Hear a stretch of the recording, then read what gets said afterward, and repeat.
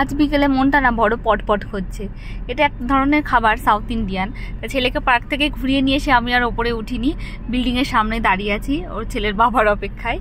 তো বাবাকে দেখে ছেলে এত আনন্দ, আর ব্যাস দাবি করেছে চলো ঘোরাতে নিয়ে যেতে। তখনই আমি ভাবলাম যে এটাই তো অনেক সুযোগ, এইবার যাই, গিয়ে ওই পাড্ডুটা খেয়ে আসি। কিন্তু যথারীতি যাওয়ার সময় যেই দোকানে ওই পট পাওয়া যায়, তো সেখানে গিয়ে দেখলাম যে দোকানটা বন্ধ।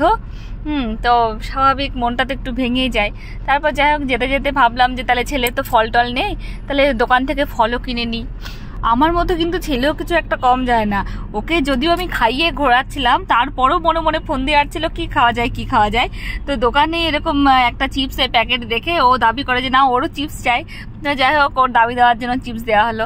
আর দেখো আমাকে ঠিক করে দেখেছে নাকি, আমি কিন্তু একদম পুরো বাড়ির জামা কাপড় পুরো একদম মানে চুল টুল বেঁধে রেডি, এরকম আইডিয়া ছিল না।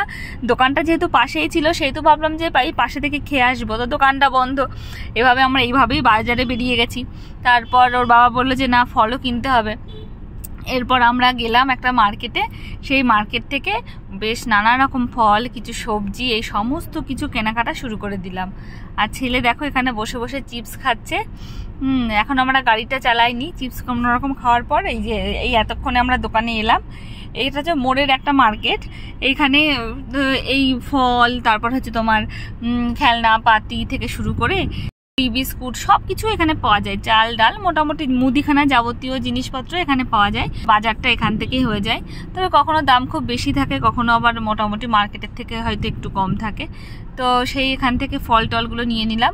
আর ছেলে তো এখানে কোথায় চকলেট, কোথায় চিপস, কোথায় বিস্কুট, এই সমস্ত খাজানার খুব ভালো জানা আছে। তো ওর জন্য কিছু বিস্কুট কিছু চকলেটও নিয়ে নিয়েছি। আর দেখো, আর ওকে নিয়ে গেলেই না ও সমস্ত কিছু, মানে ওর খুব ভালো লাগে যে সমস্ত কিছু দোকানে নাড়াচাড়া করে দেখবে, দৌড়াবে, ছুটবে। মলে নিয়ে গেলে ওকে আর কি দেখে কে।